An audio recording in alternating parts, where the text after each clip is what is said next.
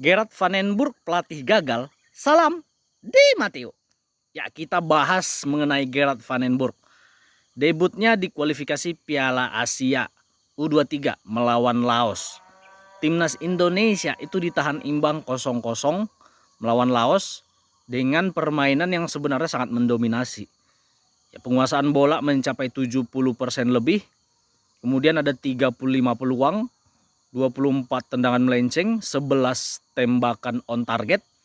Nah, sementara Laos cuma punya 2 tembakan, 1 melenceng, 1 on target.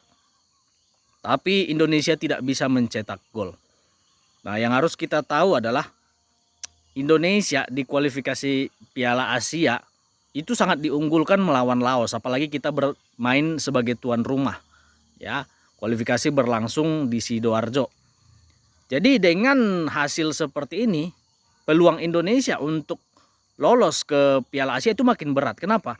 Karena di kualifikasi Piala Asia ini ada 11 grup dan yang lolos sebagai runner up terbaik itu hanya 4 ya, hanya 4 grup. Dan kalau kita lihat di tahun-tahun sebelumnya, untuk yang lolos sebagai runner up terbaik itu ya minimal poinnya 6 ya, 2 kali kemenangan dari rank 3 dan rank 4.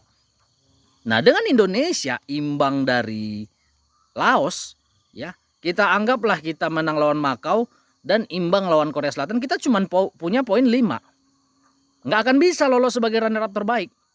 Ya, karena ada 11 grup tuh. Ya, 11 grup ini ya bisa jadi 7 diantaranya rank 2-nya 6 poin. Nah, itu dia masalahnya. Jadi jalan satu-satunya buat timnas U23 lolos, ya kita harus sapu bersih. Menang lawan Makau dan menang lawan Korea Selatan. Pertanyaannya, bisa nggak Indonesia menang lawan Korea Selatan dengan cara main yang seperti melawan Laos? Ya menurutku nggak bisa.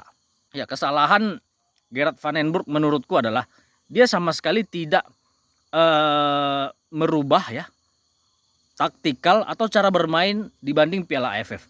Kalau kita lihat ya pertandingan melawan Laos, Indonesia di babak pertama, di awal-awal babak pertama itu mainnya sama persis ketika lawan Brunei. Ya, bola dari belakang ya, dari Kadek Arel ataupun dari Ferrari. Nah, kemudian diumpan jauh ke depan. Ya, berharap bola berada di belakang pemain belakang dari Laos seperti yang terjadi lawan Brunei. Ternyata Laos sudah mengantisipasi. Ya, selain mengantisipasi umpan long ball Indonesia, Laos juga udah menjaga ketat Jens Ravens. Jadi Indonesia tidak punya peluang.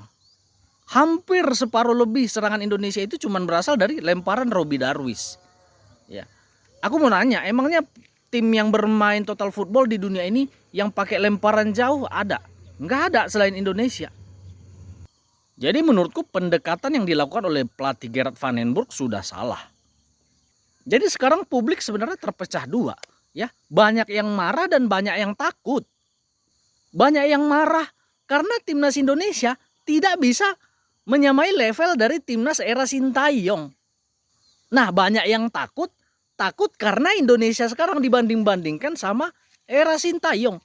Ya, kita mau bilang apa? Faktanya memang di era Sintayong timnas U23 kita itu memang nggak ada obat ya. Timnas U23 kita itu baru pertama kali lolos ke Piala Asia. Sebelumnya belum pernah.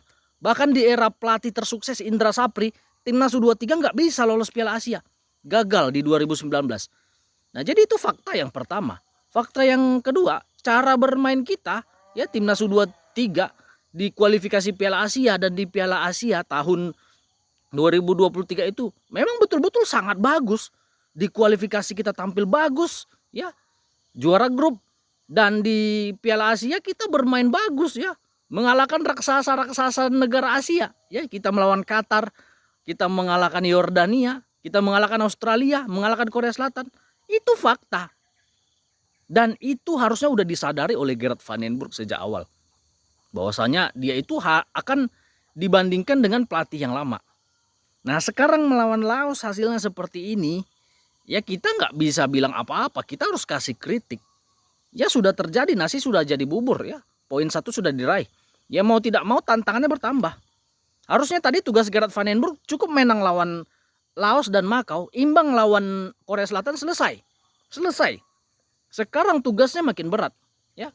Nanti tanggal 6 harus menang lawan Makau, tanggal 9 harus menang lawan Korea Selatan. Kalau enggak terancam tidak lolos. Ingat ya, 11 grup, 4 grup aja yang poin rank 2-nya 6 poin, ya, mereka yang lolos sebagai runner up terbaik. Jadi Gerard Van den Broek dalam tekanan. Nah, pertanyaannya sesuai dengan judul dari videoku, apakah Gerard Van den Broek pelatih gagal? Ya kalau menurutku bukan Gerard Van den Broek pelatih gagal, federasi yang gagal.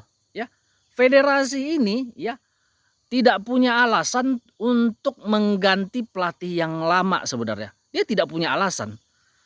Ya, dengan permainan seperti ini yang jauh dari kualitas tim Indonesia U23 yang sebelumnya, ya federasi yang gagal. Ya, federasi ini kan membidik pelatih Belanda untuk bermain seperti Belanda, bermain ala Eropa. Bahkan di salah satu wawancara Pak Erick Thohir bilang, timnas kita menyerangnya lebih baik. Ya, menyerangnya lebih baik, tapi kalau 0 gol sama aja. Jadi menurutku federasi betul-betul harus mengevaluasi diri sekaligus mengevaluasi ya tim kepelatihan ini semua. Ya kalau Indra Safri aja gagal Piala Asia dia dievaluasi, ya kenapa Gerard Van den Broek tidak? Kan seperti itu. Jadi kalau menurutku pribadi ya kita harus mawas diri buat federasi, kemudian buat pelatih, ya di pertandingan tersisa buat eksperimen setidaknya mencoba untuk mengalahkan Korea Selatan. Karena mau tidak mau, suka tidak suka, target dari pelatih Gerard Van den Broek adalah semifinal Piala Asia. Salam Di Matteo.